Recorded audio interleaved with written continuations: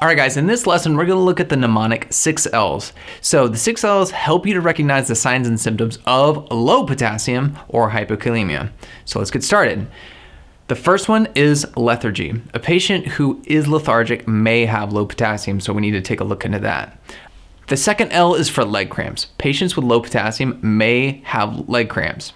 The third L is for limp muscles. Anytime we have a patient that has low potassium, they may not have the strength that they normally do.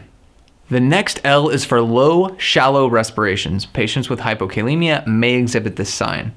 Next are lethal cardiac dysrhythmias, and this one is really important. Anytime we're messing with electrolytes, it can really mess up that electrical current in the heart, and we want to make sure that our patient's not having any problems there. So if they are exhibiting this sign or symptom, make sure you check out their potassium and see if there's anything going on there. And the last L is for lots of urine, meaning polyuria.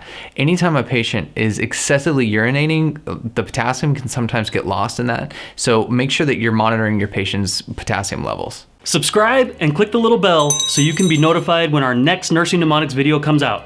Click the little box below for your free cheat sheet. And did you know we have a free Nursing Mnemonics course? Click the link in the description below and you can take that course for free. Happy nursing.